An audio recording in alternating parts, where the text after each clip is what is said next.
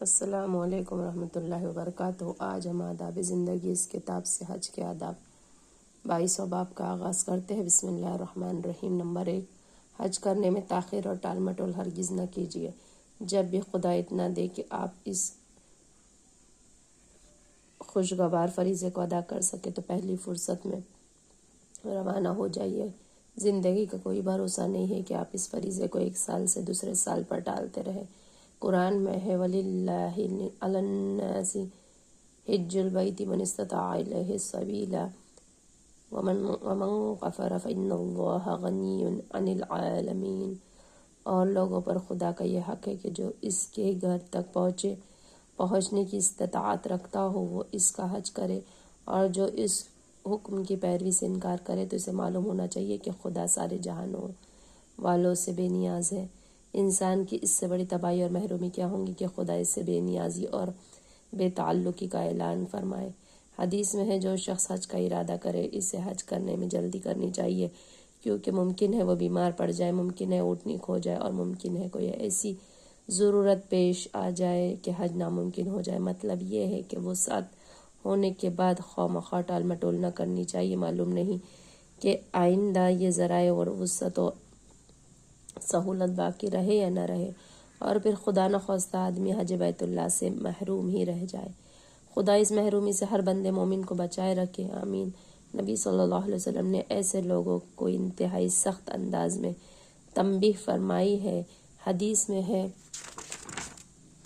جس شخص کو کسی بیماری یا کسی واقعی ضرورت نے یا کسی ظالم و جابر حکمران نے نہ روک رکھا ہو اور پھر بھی وہ حج نہ کرے، تو چاہے وہ یہودی مرے یا چاہے نصرانی۔ اور حضرت عمر رضی اللہ تعالیٰ عنہ کو یہ کہتے سنا گیا ہے کہ جو لوگ قدرت رکھنے کے باوجود حج نہیں کرتے، میرا جی چاہتا ہے کہ ان پر جزیہ لگا دوں، وہ مسلمان نہیں ہے، وہ مسلمان نہیں ہے۔ نمبر 2، خدا کے گھر کی زیارت اور حج محض اپنے خدا کو خوش کرنے کے لیے کیجیے، کسی اور دنیاوی غرض سے اس پاکیزہ مقصد کو آلودہ نہ کیجیے۔ قرآن پاک میں ہے وَلَا آمِينَ الْبَيْتَ الْحَرَامَ يَبْتَغُونَ فَضْلًا مِّن رَّبِّهِمْ وَرِضْوَانًا۔ اور نہ ان لوگوں کو چھیڑو جو اپنے رب کے فضل اور اس کی خوشنودی کی تلاش میں احترام والے گھر کی طرف جا رہے ہو۔ وَأَتِّمُوا الْحَجَّ وَالْعُمْرَةَ لِلَّهِ۔ حج اور عمرہ کو محض خدا کی خوشنودی کے لیے پورا کرو۔ اور نبی صلی اللہ علیہ وسلم کا ارشاد ہے کہ حج مبرور کا صلہ تو جنت سے کم ہے ہی نہیں۔ نمبر 3، حج کے لیے جانے کا چرچا نہ کیجیے، خاموشی سے جائیے اور آئیے، اور ہر اس رسم اور طریقے سے سختی کے ساتھ بچیے جس میں نمود و نمائش اور دکھاوے کا شائبہ ہو۔ یوں تو ہر عمل کے عمل صالح اور عمل مقبول ہونے کے قائل انحصار اس پر ہے کہ وہ محض خدا کے لیے اور کسی دوسرے خواہش کا اس میں آمیزہ بھی نہ ہو، لیکن خاص طور پر حج اور اس کا اور زیادہ دھیان رکھنا اس لیے ضروری ہے کہ یہ روحانی انقلاب اور تزکیہ نفس و اخلاق کا یہ آخری تدبیر ہے۔ جو روحانی مریض اس جامع علاج سے بھی شفا یاب نہ ہو، پھر اس کی شفا یابی کی امید کسی دوسرے علاج سے بہت ہی کم رہ جاتی ہے۔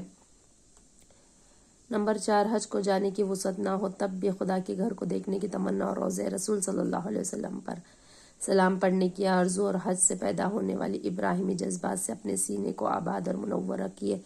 ان جذبات کے بغیر کوئی سینہ مومن کا سینہ نہیں ہے، بلکہ ایک ویران کھنڈر ہے۔ نبی صلی اللہ علیہ وسلم کا ارشاد ہے حج اور عمرہ کے لیے جانے والے خدا کے خصوصی مہمان ہیں۔ وہ خدا سے دعا کرے تو خدا قبول فرماتا ہے، اور مغفرت طلب کرے تو بخش دیتا ہے۔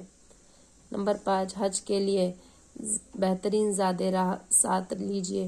بہترین زاد راہ تقویٰ ہے۔ اس پاکیزہ سفر کے دوران خدا کی نافرمانیوں سے بچنے اور حج بیت اللہ کی برکتوں سے زیادہ مستفید ہونے والا بندہ وہی ہے جو ہر حال میں خدا سے ڈرتا ہے اور اس کی خوشنودی حاصل کرنے کا والہانہ جذبہ رکھے۔ قرآن میں ہے وَتَزَوَّدُوا فَإِنَّ خَيْرَ الزَّادِ التَّقْوَىٰ۔ اور سفر حج کے زاد راہ ساتھ لو، سب سے بہتر زاد راہ خدا کا تقویٰ ہے۔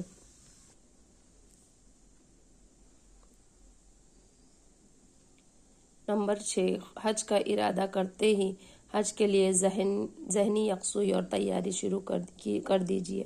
حج کی تاریخ کو تازہ کیجیے اور حج کے ایک ایک رکن کی حقیقت پر غور کیجیے، اور خدا کا دین حج اور ان کے ارکان کے ذریعے بندے مومن کے دل میں جو جذبات پیدا کرنا چاہتا ہے انہیں سمجھنے کی کوشش کیجیے، اور پھر ایک باشعور مومن کی طرح پورے شعور کے ساتھ حج کے ارکان ادا کر کے ان حقیقتوں کو جذب کرنے اور ان کے مطابق زندگی میں صالح انقلاب لانے کی کوشش کیجیے جس کے لیے خدا نے مومنوں پر حج فرض کیا ہے۔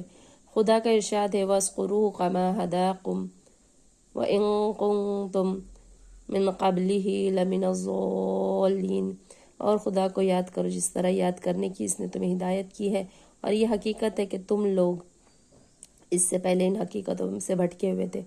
اس مقصد کے لیے قرآن پاک میں ان حصوں کا گہری نظر سے مطالعہ کیجیے جن میں حج کی حقیقت و اہمیت اور حج سے پیدا ہونے والے جذبات کا اظہار کیا گیا ہے، اور اس کے لیے احادیث رسول صلی اللہ علیہ وسلم اور ان کی کتابوں کا مطالعہ بھی مفید رہے گا جن میں حج کی تاریخ اور حج کے ارکان کی حقیقت پر گفتگو کی گئی ہو۔